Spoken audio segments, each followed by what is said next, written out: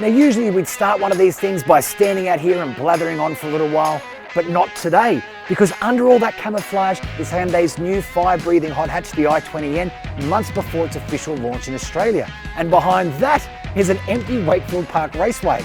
So what the hell are we waiting for? But first, make sure you hit subscribe so you don't miss a video, and head on over to the CarsGuide.com.au website to get your full motoring fix. The i20N isn't actually due to launch in Australia until sometime next year, likely in the first half of 2021. So what you're seeing here is a pre-production car that's been brought to Oz to give us a little taste of just what to expect.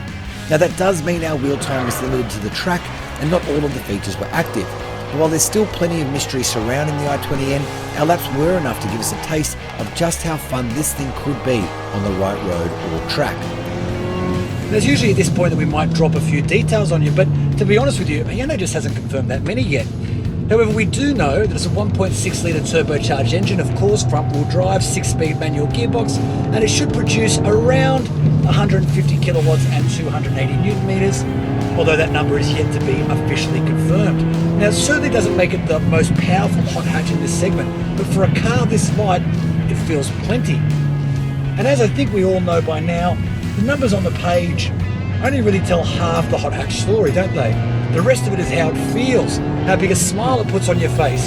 And I can tell you that this car paints a plenty big grin on anybody who should be driving it.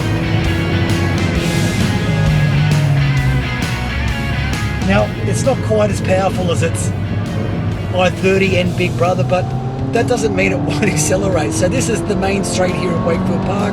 That's 120, 140, keep climbing 150, and plenty more left in it. Now I'm going to ease off here because this is vaguely terrifying, this section, but while not the most powerful hot hatch in this segment perhaps, it's also not slow. We have managed to extract some other key details surrounding Hyundai's newest hot hatch too.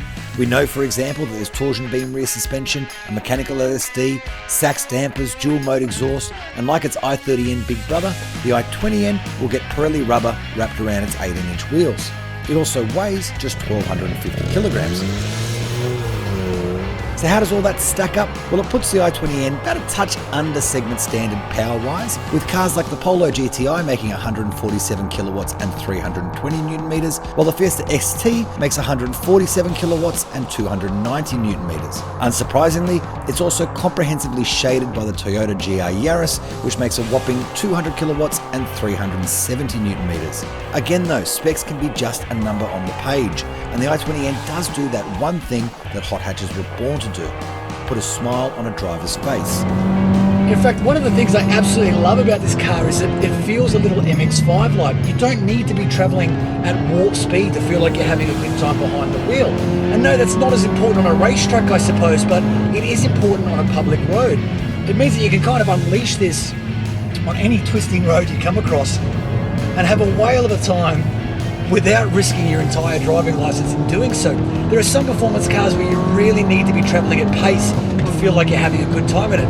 This isn't one of them. It's fun all the time.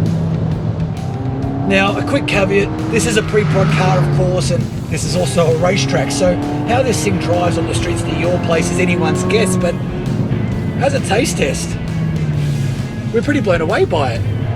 And it certainly continues the N legacy of building cars that are simply a ton of fun.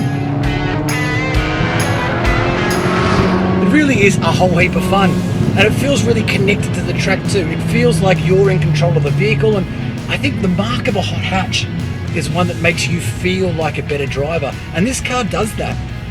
It kind of forgives you some mistakes, urges you to push that little bit further, that little bit faster, all of which results in a pretty good time behind the wheel.